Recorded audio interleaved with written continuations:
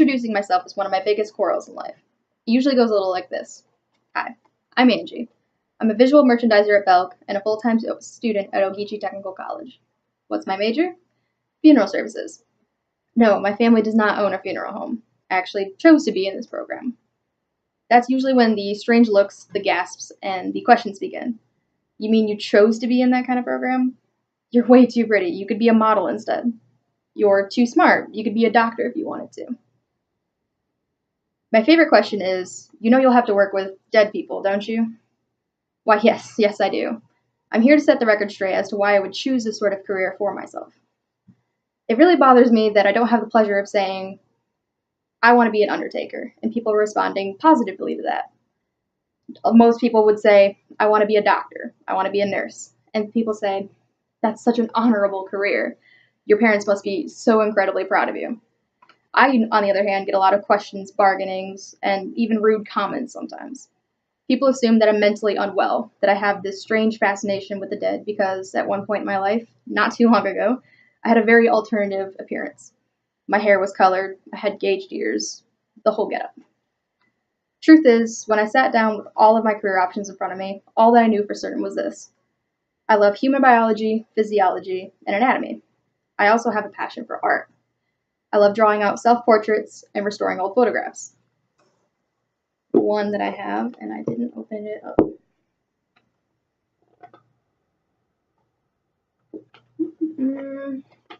Should have had this open to this page.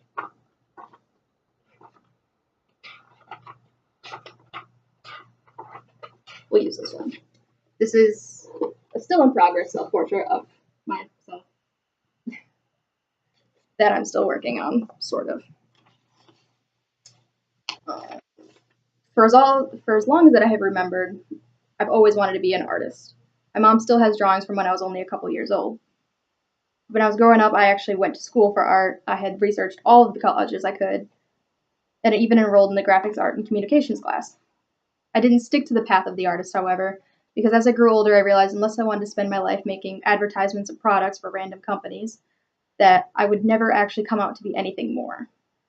I enjoyed art more as a personal hobby and lost motivation when people would tell me what to do with it. However, restoration is another form of art that I've always admired. In my graphics class, we learned how to restore ripped, discolored, and old photographs. It puts such a good feeling in your heart to be able to restore something so damaged into something brand new again, like you've erased the burden of time and wear. Oftentimes, the deceased require their own forms of restoration. Sometimes just light cosmetics and tissue builders. Other times, it's cases much more severe. I'm prepared to take on even the most difficult restorations with my creative mind and artistic ability. I want to help people, but not in a traditional sense.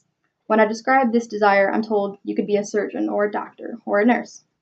Problem is, I don't want to work with people in such heartbreaking conditions. It's one thing to aid a grieving family because the loss is already over. Nothing more can be done to bring back the loved one that they've lost. On the other hand, if you're trying to save someone's life as a doctor, taking on survival rates of merely single digits and percentiles, and failing, these are things I just could not cope with. All I could think is, sure, the likeliness my patient would have lived is only 10 to 20%, but that's still the chance that that person could have lived and I failed them. I want to help the living by helping the dead, to put on a beautiful, personalized funeral that commemorates the life of the deceased and can erase even the smallest portion of burden the family feels. If I could give this speech to every John and Jane that I introduced myself to, maybe they would have a better understanding of all that I aspire to do in this career. Why a pretty, intelligent young girl would choose such a unique career for herself when there are so many more honorable jobs out there that I could do.